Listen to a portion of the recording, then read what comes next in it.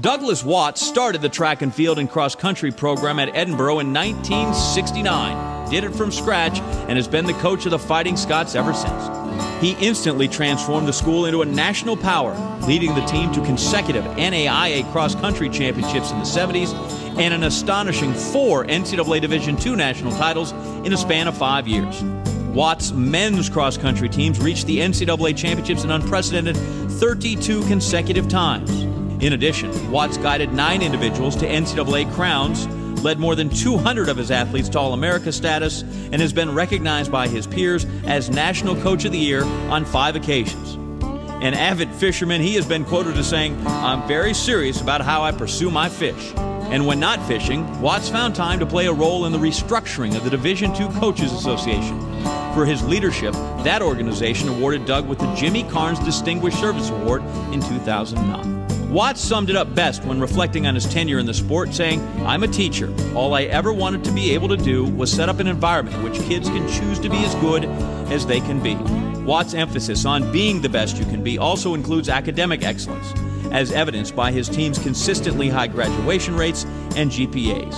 For his time and dedication, the school recently named its home cross-country course in honor of Watts. In more than 4 decades of work, the Akron grad has literally taught and coached and touched thousands, bettering them all. An icon and leader in the coaching profession, he is Doug Watts of Edinburgh for the class of 2010. Please welcome to our stage and into the Hall of Fame, the founding father of track and field and cross-country at Edinburgh University, Doug Watts.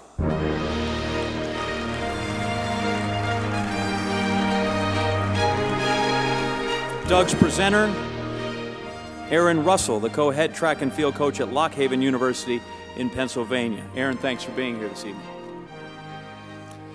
Thank you for such a wonderful introduction.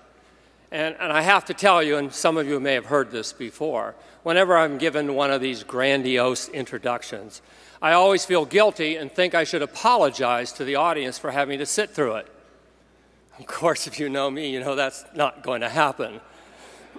Because then I'd have to admit how much I like to hear all that stuff said about myself. Okay, a little more seriously. This award is really a big deal to me. And I'll tell you when it hit me. Over the summer, you get your letter that you're going to be inducted into the Hall of Fame. And all I could remember was my years of walking through the halls of this convention with these banners of all these famous coaches that you walk down in between. And I cannot see myself on the level of those coaches in any way. But maybe in a year or 5 years or 20 years down the road, there'll be some young coach who sees my name and says, "Who the heck is that guy?" And maybe somebody will say, well, he's a guy who represents a large percentage of the coaches that are in this association, a guy who chose not to go into the big time. All I ever wanted to be was a teacher. And somehow this coaching stuff is the tail wagging the dog. I'm trapped into a philosophy where I truly believe what coaching, what athletics is in an educational institution. I really never cared if a kid ran 14 flat 5K or 16:30 as long as they did the best they could possibly do. There's another group of coaches who know my reputation whenever there is a large audience and I have a microphone. And I'm sure there's a betting pool that's going on there right now. The one bet will be, how many politically incorrect things will I utter? And the second one, and the most likely one, is how many people will I offend with my jokes? Actually, I'm going to try hard to make that 0. This card represents 4.5 minutes of payback to some coaches in the early 70s who weren't nice to me. But Sam encouraged me greatly to be gracious tonight. So you want to hear those stories, and they're funny. You have to come up after the banquet, and I'll tell you those. Let me finish this by introducing the people at my table, because each of them represents an important part of my life and my coaching life. First, there is Aaron Russell. He's primarily a very good and trusted friend, but he's up here tonight to represent the new coaches who have come into the PSA in the last decade or so. Good coaches, good people. They're costing me championships, but they've added a great deal to my life for my time that I've got to spend with them. Sitting at the table is Craig Penny, another college coach at Wittenberg University in Ohio. But he's not here to represent anything to do with coaching. He's here to represent the literally thousands of student athletes who have come through my door in one way or another. We had a 40-year reunion, and we kind of agreed what it is that held us all together. And certainly it was the hard work that we did. And I'll have to say, in the 70s and the mid-80s, we were probably doing as much work as anybody in the country, and that's probably why we were pretty good. But really what bonds us together is the loyalty these kids showed to their teammates, to their program, and most appreciatively to me. My boss is here. You may know him as a 4-time Olympian, 2 gold, a silver, a bronze, a Sullivan Award winner, the United States Wrestler of the Century, and the man who was elected to carry the flag in the opening ceremonies of the Barcelona Olympics, Mr. Bruce Bungart. Bruce, stand up so they can see what an ugly wrestler looks like.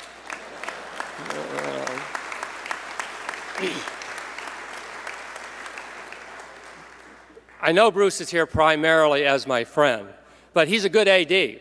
You know, we all have arguments with our ADs. Well, in Bruce's administration, if I have an idea or another coach has an idea and he has a different one, the coach can always get his way.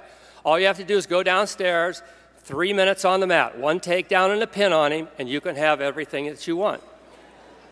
What I have shown him over the years is how smart cross-country coaches are compared to other coaches. When we get in those athletic, administrative conflicts, I run away. There are 2 more coaches sitting at my table tonight, and these 2 guys represent as proud a time as I have as any of my national titles, and that's my link with this association. It started with Jimmy Carnes, who took me under his wing a little bit and taught me a lot about politics and how to get things done in an organization. So when I became the NCAA Division II Coaches Association president, I really looked for a way to bring the national organization some more power. And if you remember, in those days, we were all separate entities.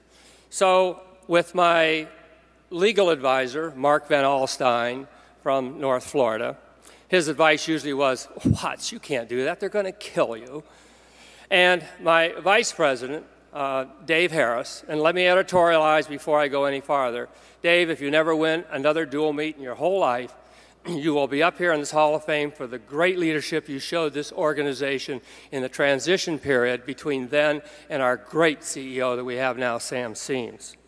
Well, anyway, we revised our whole bylaws, and we came up with, if any coach wanted an All-American certificate for his kid, or an academic All-American, or a Coach of the Year award, you had to join the national organization. And so we raised our dues, 10 times? And all of a sudden, in a short period of time, that we have money. Certainly, there was opposition at that time. And I probably should say out loud, I remember greatly the moment where this central organization gained its power. And that was the time when we went up to the stage and we pulled back a Coach of the Year who was elected Coach of the Year and took him off the stage because he didn't pay his national dues. That was fun. It was great. I didn't get it, so he shouldn't have had it anyway. And finally, and most important, is my wife, Margaret Ann. I really need to express to you how unfair it was for her to marry me.